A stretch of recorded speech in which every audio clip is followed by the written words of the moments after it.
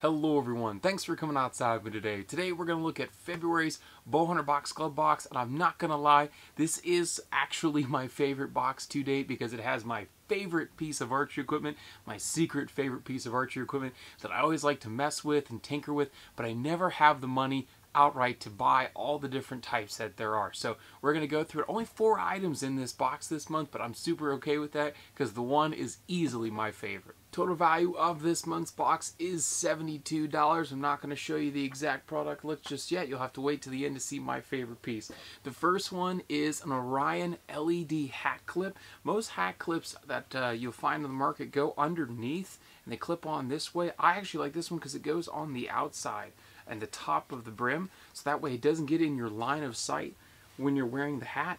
It's got a pretty good standard clip to it. It's got a pretty bright LED button on top. I've already installed everything, obviously. Quite bright. It doesn't come off easily at all, so that's really slick. I'm always looking for a good hat light.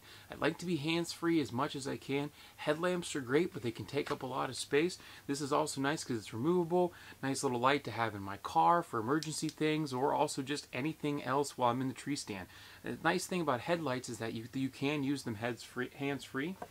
But the problem is that they're quite bright. There are a lot of good headlamps on the market that are super bright and super nice. When I'm 15-20 foot up a tree though and I need to look around for stuff in my tree, I don't like that. So this little smaller, brighter light is going to be super nice for that. And if it falls, it's okay. It's pretty light. I don't think it's going to crack and splinter. Super excited to get this light out for the upcoming turkey season. Next thing in the box is Pine Ridge Wishbone string silencers. I've used these in the past. They're just any type of pullover and slip-on string silencer. Matthews makes their monkey tails. That's probably the most commonly known one. Pine Ridge makes the Wishbone. I've actually used these before. If you look at some of my old videos when I was shooting a PSC Bow Madness XS, I have a whole bunch of red ones on that bow.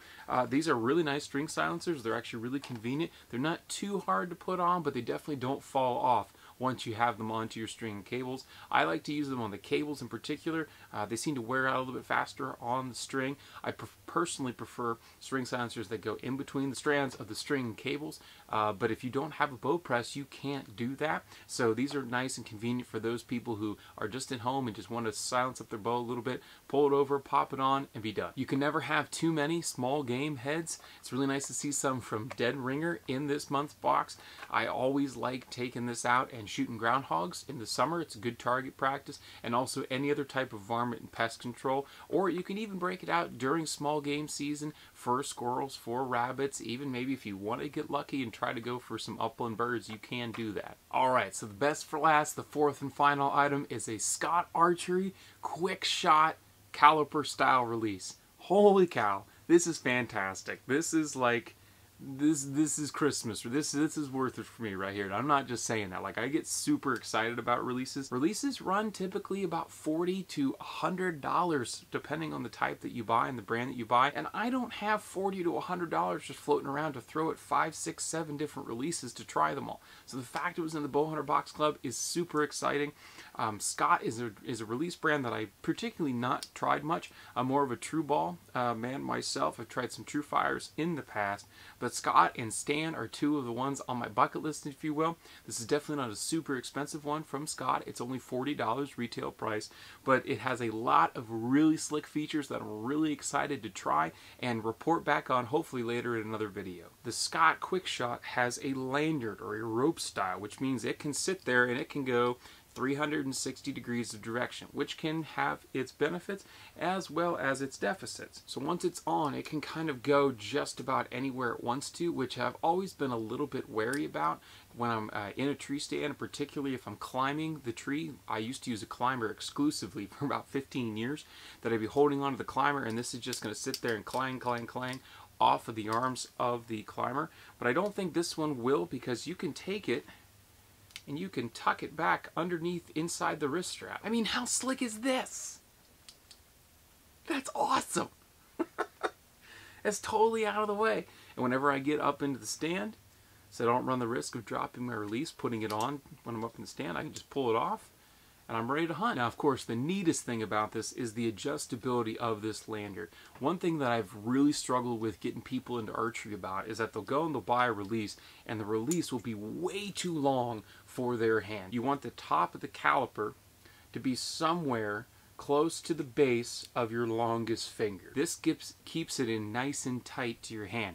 And if you've seen any videos on target panic or trigger punching, it's because a lot of people have a release, and that release can be clear out here. So that means when it's put under tension and you go to draw back, the trigger is clear by the tip of your finger, and so you have the urge to punch it and cause the shot to go all kinds of wrong directions, not to mention you're building bad form. So it's really nice to see how easy it is to adjust this. This is simply 2 Allen screws right here, might even be 2 hex screws. I haven't played with it too much yet. This actually came from the factory as a perfect length for me to try out. Undo these 2, and then this rope will just simply slide in and out, and you can make it longer or shorter. And it's really nice to see that it can be shorter than what I am right here. I'm 6'4". I got pretty good sized hands. If a youth wanted to use this, or a woman wanted to use this, or a smaller framed guy, it's nice to know that they have plenty of travel still left before it hits the shrink tubing.